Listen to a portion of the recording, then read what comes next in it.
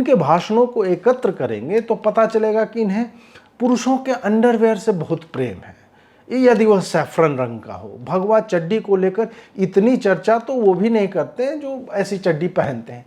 क्या कारण हो सकता है इसका? कोई अतृप्त इच्छा, अनसेटिस्फाइड डिजायर, कोई दबी हुई चाह? अडानी और शरद पवार की एक मीटिंग पर उन्होंने लिखा कि हमाम में सब नंगे। मेरा प्रश्न है कि आप उस हमाम में करने क्या गई थी? लोग सुबह उठकर सेब खाते हैं, महुआ जी सेब ही खाती हैं। लोग अंडे खाते हैं, महुआ जी अडानी खाती है। ये बात और है कि अपच होने के कारण जो वमन विष्ठा वो सार्वजनिक रूप से करती हैं वो किसी को भी अच्छा नहीं लगता। वो एक जगह यह भी लिखती पाई गई कि अडानी ने इनसे मिलने के लिए जी जान लगा दिया है, पर इन्होंने कह दिया कि मैं तो कुंडी खोलूंगी ही नहीं, गेट बहुत जोर से लगा दिया है मैंने। अडानी को तो गेट ही नहीं मिला और ये 1-on-1 नहीं करना चाहेंगे अडानी के साथ। यह सुनकर मुझे हंसी आ गई। महुआ जी को स्वयं को देखना चाहिए कि वो हैं क्या। वह एक सांसद हैं जिनके चर्चा में रहने का एकमात्र कारण है गाली देना और विवादित रहना। वहीं अडानी की केवल फोटोग्राफ्स देखी जाए तो भारत और विश्व के सबसे बड़े नेताओं के साथ उनका उठना बैठना है, विश्व के सबसे बड़े उद्योगपतियों में से एक है। तुम संसद के भीतर किसी को हरामी कहने वाली एक ट्रोल सांसद हो। तुम्हें यह भ्रम कैसे हो गया कि अडानी तुम्हारे साथ 1-on-1 मीटिंग करना चाहता है? इनकी शब्दावली बिल्कुल वही है जो काफिरों को लेकर पुलवामा के आतंकी आदिल अहमद डार की थी। चाहे ब्राह्मणों को गाली देना हो, हिंदुओं पर गोमूत्र के चुटकुले बनाने हो, महुआ मोइत्रा पीछे नहीं हटती। वो इस मीम को बार बार जस्टिफाई करती हैं कि मैं ब्राउन इंडियन हूं और अपनी ही संस्कृति पर हग कर अपनी उपयोगिता सिद्ध करूंगा। 2 लाख का बैग आप रखिए, लाख रुपये का चश्मा भी पहनिए, नाश्ते में सुअर की विष्ठा को ऊंट के मूत्र में मिलाकर उसका शेक बनाकर पीजिए, हमें कोई समस्या नहीं। आपका घर, आपका खाना आप जाने।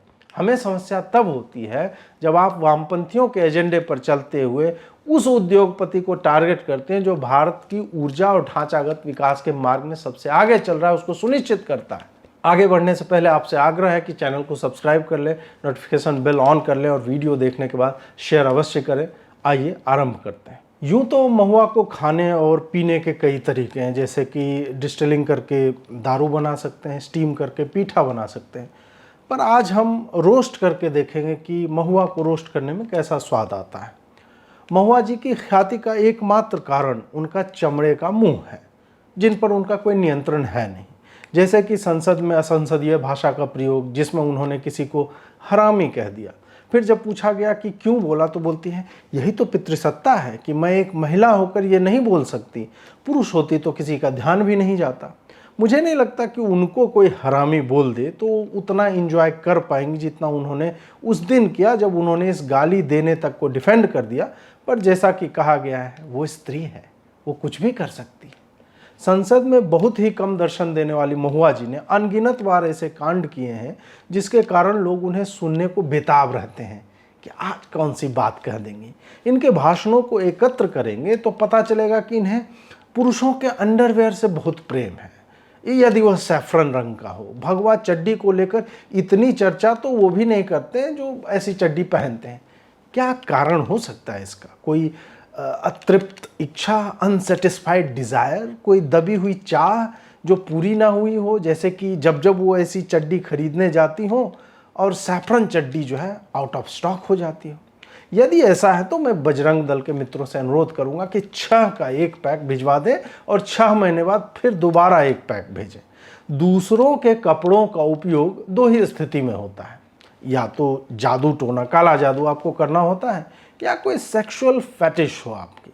आप मुझे नारी विरोधी मत मान लीजिए, क्योंकि महुआ जी ने हरामीपन, चड्डी के रंग, बहन की गाली और स्नानागार में नंगे लोगों पर पूरी पीएचडी कर रखी है। महुआ जी के अनुसार जब वो बंगाल में शांतिपुर उपचुनाव का प्रचार कर रही थी तो उन्हें एक बुजुर्ग व्यक्ति अपना नहाना आधे में छोड़कर उनके कॉन्वॉय को देख करके प्रधानमंत्री नरेंद्र मोदी को सिलेंडर के दामों को लेकर गाली देते हुए उसने महुआ जी से कहा कि एलपीजी 1000 टाका, ई मोदी के हटाओ। जी हाँ, संभव है किसी ने बोला भी हो, महुआ जी ने ट्वीट किया था। लेकिन महुआ जी ने तब इस ट्वीट को डिलीट कर दिया जब किसी ने लिखा कि मोदी तो ममता जी को ही दीदी कहते हैं, तो आप समझ लो कि आप क्या कह रही हैं। इसी तरह अडानी और शरद पवार की एक मीटिंग पर उन्होंने लिखा कि हमाम में सब नंगे। मेरा प्रश्न है कि आप उस हमाम में करने क्या गई थी? सब नंगे हैं ये आपको पता चल भी गया तो इसका प्रचार क्यों करना? और महुआ जी ने एक बार नहीं कई बार इस मुहावरे का प्रयोग किया। या तो इनको हमाम बहुत पसंद है या उसमें खड़े नंगे लोग। अडानी से याद आया कि महुआ जी कुछ समय से अडानी के पीछे पड़ी हुई हैं। दिन में एक दो बार तो उन्हें याद कर ही लेती हैं, जबकि अडानी या उनके प्रतिनिधि जब इनकी बातों पर ध्यान भी नहीं देते तो महुआ जी मन ही मन यह गीत गाती हैं कि तुझे याद न मेरी आई, किसी से अब क्या कहना। महुआ जी के ट्वीटों पर सरसरी दृष्टि डालने से यह पता चलता है कि वो चाहती हैं कि अडानी डूब जाए और उसके शेयर कोई न खरीदे। हिंडनबर्ग की रिपोर्ट के बाद अडानी की कंपनियों में एक बड़ी गिरावट दिखी, परंतु कुछ समय बाद उसी में पुनः रिकवरी के भी दिन आए। ऐसी रिकवरी को मृत बिल्ली उछाल कहते हुए महुआ जी ने ट्वीट किया कि LIC को इसी समय अडानी से अपने शेयर बेचकर निकल लेना चाहिए क्योंकि अडानी तो डूबने वाला है। स्वयं को वित्तीय मामलों की जानकार की तरह दिखाने वाली महुआ की अडानी को लेकर हर भविष्यवाणी झूठी साबित होती जा रही। LIC ने हाल ही में इसी तिमाही में जब हिंडनबर्ग की रिपोर्ट आई है 448% का लाभ कमाया है। इसी तरह उन्होंने अडानी समूह के कुछ एसेट्स के बेचने पर यह लिखा कि यह गिरावट तो आरंभ है, धीरे धीरे कई संपत्तियां जो है बेचनी पड़ जाएंगी अडानी को। वैसा तो खैर हुआ नहीं, पर टॉप 25 से बाहर हुए अडानी अब धीरे धीरे मार्केट द्वारा विश्वास दिखाने के बाद 18 नंबर पर आ गए हैं बिलियनियर्स की जो लिस्ट होती है। हमारी तरफ एक कहावत है कि कसैया के कहने से गाय नहीं मरती। महुआ के एक विषैले दुष्प्रचार के बाद भी अडानी समूह लगभग सारी कंपनियों में रिकवरी दिखा रही है, पर महुआ जी की विक्षिप्तता में कमी आने की कोई संभावना कहीं नहीं दिखती। महुआ जी ने अडानी और सेबी को इतना पेड़ा है कि मुझे लगता है कि ट्विटर वाले किसी दिन कह देंगे महुआ जी आपके द्वारा किसी एक शब्द को अधिकतम बार लिखने की सीमा अब समाप्त हो गई है। लोग सुबह उठकर सेब खाते हैं, महुआ जी सेबी खाती हैं। लोग अंडे खाते हैं, महुआ जी अडानी खाती है। ये बात और है कि अपच होने के कारण जो वमन विष्ठा वो सार्वजनिक रूप से करती हैं वो किसी को भी अच्छा नहीं लगता। एक बार इन्होंने लिखा कि सेबी के कई लोग इनसे ऑफ द रिकॉर्ड यह कह चुके हैं कि उन्हें तो पता ही है कि अडानी ने गलत किया है, पर ऊपर से कहा गया है कि कुछ मत करो। आपको यह कथन सुनते ही भारतीय राजनीति के एक सड़े हुए धुंधले सितारे की याद आ गई होगी जो मुंह पर सरसों तेल मलकर बाप की साइज की शर्ट पहनकर गरीब दिखने का स्वांग रचता है और कहता फिरता है कि IB की एक सीक्रेट रिपोर्ट के अनुसार गुजरात में भाजपा हार रही है और आम आदमी की पार्टी की सरकार बन रही है। तो सेबी के लोग महुआ जी को रिपोर्ट करते हैं, वह भी ऑफ द रिकॉर्ड, जिसे वह ऑन द रिकॉर्ड लिख देती हैं। इसी ऑफ द रिकॉर्ड कड़ी में वो एक जगह यह भी लिखती पाई गई कि अडानी ने इनसे मिलने के लिए जी जान लगा दिया है, पर इन्होंने कह दिया कि मैं तो कुंडी खोलूंगी ही नहीं, गेट बहुत जोर से लगा दिया है मैंने। अडानी को तो गेट ही नहीं मिला और ये 1-on-1 नहीं करना चाहेंगे अडानी के साथ। यह सुनकर मुझे हंसी आ गई।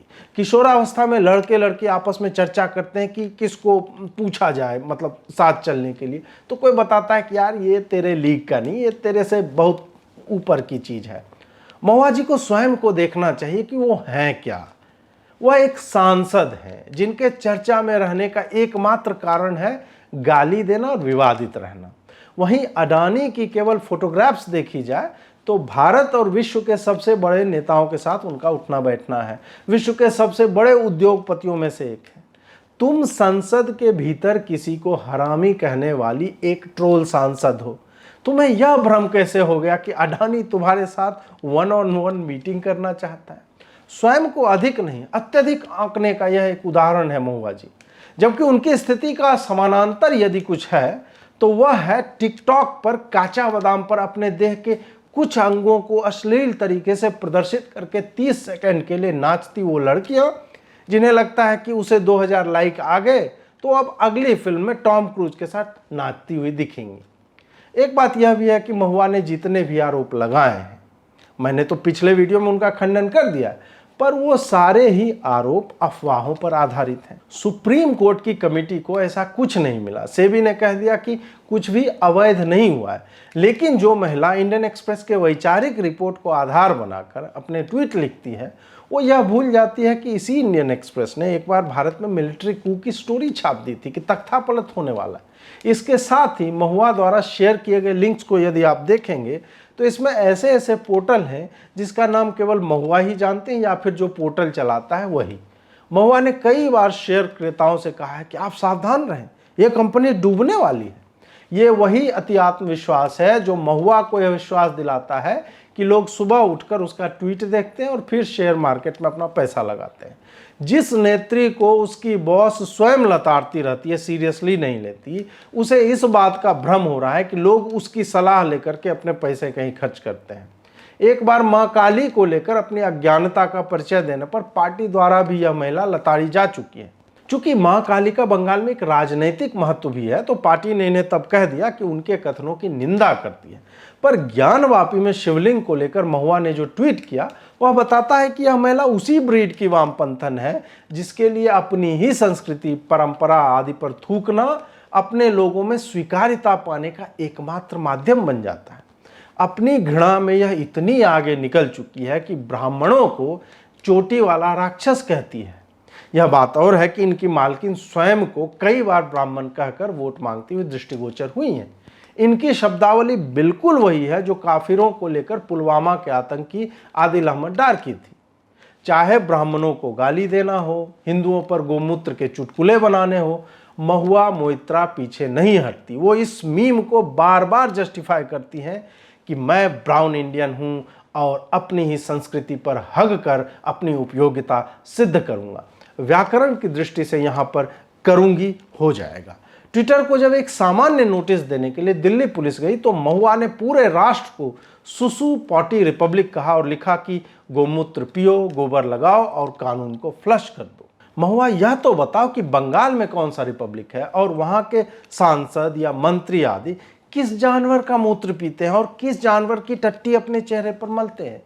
कहीं आप उसी मूत्र और विष्ठा का फेस पैक तो नहीं लगाती जिसकी महक आपको यह याद दिलाती रहती है कि बंगाल में होने वाली हत्या, आगजनी, दंगों पर मिडिल फिंगर लगाकर चुप रहना है।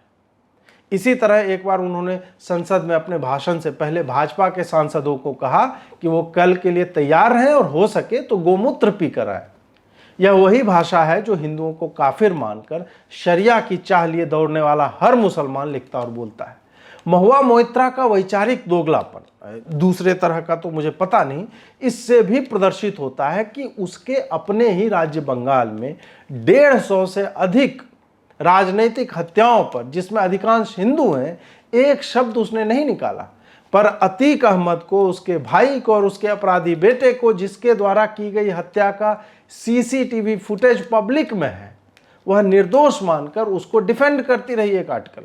बार बार उत्तर प्रदेश के मुख्यमंत्री योगी आदित्यनाथ को उनके पूर्व नाम अजय सिंह बिष्ट से संबोधित करके ललकारने वाली महुआ लार्स बॉर्सन आखिर अतीक अहमद के समर्थन में क्यों आ जाती है? क्या लक्ष्य हो सकता है? यदि आप इन सबको जोड़ कर देखें कि चाहे हिंदुओं को नीचा दिखाना हो, मुसलमान अपराधियों के समर्थन में दिखना हो या भारतीय अर्थव्यवस्था के औद्योगिक स्तंभों पर आक्रमण करना हो, महुआ उसी वामपंथी घृणा का वैयक्तिकरण है जो चाहता है कि उभरता भारत बिखर जाए और मुसलमान आतंकी इस समाज को लील जाए। जैसा कि मैंने पहले भी कहा कि जैसे टिकटॉक पर नितंब मटकाकर अपनी पहचान बनाने वाली कुछ किशोरियां होती हैं जिनकी पूरी आइडेंटिटी उनके देह का वही अंग होता है, उसी तरह महुआ लार्स ब्रॉसन की पूरी आइडेंटिटी उसके गालीबाज होने पर, संसद में हरामी कहने पर, टीवी डिबेट में मिडिल फिंगर दिखाने पर, पूर्व मुख्य न्यायाधीश को यौन हिंसा करने वाला कहने पर या फिर सिलचर में महिला कांस्टेबल के साथ मारपीट करने तक सीमित है। यह उदंड महिला है। इसका और टैलेंट क्या है वह कोई नहीं जानता। इसके बारे में किसी भी मीडिया रिपोर्ट को पढ़ेंगे तो पहले ही पैराग्राफ में आप पाएंगे कि या तो उनके नाम के पहले विवादित सांसद महुआ मोइत्रा लिखा होता है या अपने बयानों के कारण चर्चा में रहने वाली सांसद महुआ मोइत्रा लिखा होता है। जिस स्पीच से ये चर्चा में आई वह स्पीच तक इन्होंने पूरा वॉशिंगटन पोस्ट के एक आलेख से उठाकर बोल दिया था। आप कभी भी महुआ मोइत्रा के संसदीय क्षेत्र के बारे में सुनते हैं कि उसने कोई अच्छा कार्य किया हो? ऐसा नहीं है, क्योंकि ऐसा है ही नहीं। ये संसदीय समितियों की सदस्य हैं पर कभी जाती नहीं। संसद में केवल 2-4 स्पीच देने के लिए यह उपस्थित होती हैं। बहुत ही कम बार ये अपने कार्यों या क्षेत्र से संबंधित नीतियों पर बात करती हुई आपको दिखेंगी, क्योंकि उसकी मीडिया कवरेज उस तरह से नहीं होती जैसी इन्हें पसंद है। कृष्णानगर संसदीय क्षेत्र में सड़कों की स्थिति दयनीय है। पेयजल, सैनिटेशन एवं चिकित्सा के विषयों में पूरा क्षेत्र बहुत ही पीछे है। कृषि और शिक्षा के मामले में भी यह क्षेत्र पिछड़ा हुआ है। प्रश्न यह है कि ऐसा होता क्यों है? जब आप सांसद कम और ड्रामा क्वीन अधिक बनोगे तो काम करना आपकी प्राथमिकता हो ही नहीं सकती। 2 लाख का बैग आप रखिए, लाख रुपए का चश्मा भी पहनिए, नाश्ते में सुअर की विष्ठा को ऊंट के मूत्र में मिलाकर उसका शेक बनाकर पीजिए, हमें कोई समस्या नहीं। आपका घर, आपका खाना आप जाने।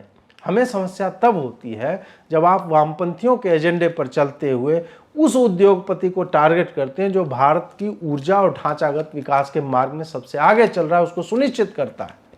आपके स्वयं के संसदीय क्षेत्र में बेरोजगारों की सेना घूम रही।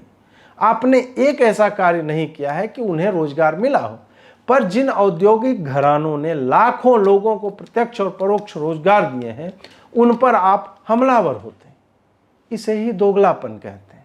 मैं आपको दोगला नहीं कहता, पर आपके मिडिल फिंगर और हरामी, बहनचोद जैसे शब्दों को लेकर, आत्मीयता को लेकर मुझे लगता है कि आपको ऐसे शब्दों से कोई किक मिलता है भीतर से। महुआ लार्स ब्रॉसन कहने पर ये लोगों को ब्लॉक करती हैं और योगी को कभी अजय बिष्ट तो कभी मिस्टर ठोक दो कहती हैं।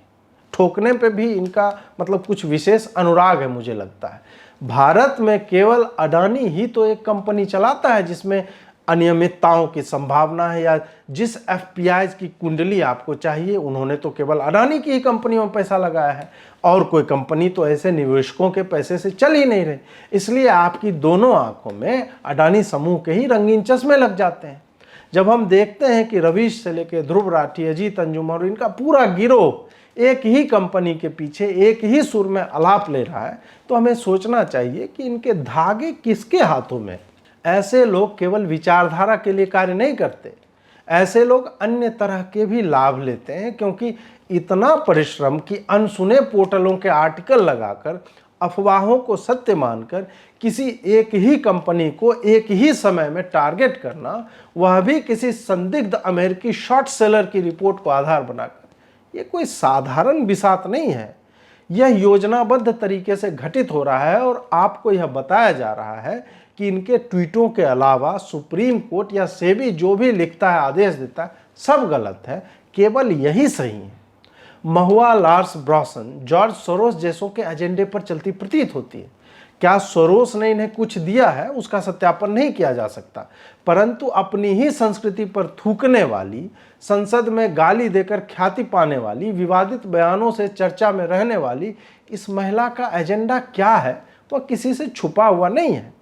संभव है कि इसी गाली देने की कला के कारण ही इनकी पार्टी ने इन्हें टिकट दिया हो, क्योंकि और कोई टैलेंट तो इन्होंने दिखाया नहीं आज तक। आपको यह रोस्ट कैसा लगा अवश्य बताएं। इस वीडियो को शेयर करें, चैनल को सब्सक्राइब करें और नोटिफिकेशन बेल ऑन कर लें ताकि आपको हर नए वीडियो की जानकारी मिलती रहे।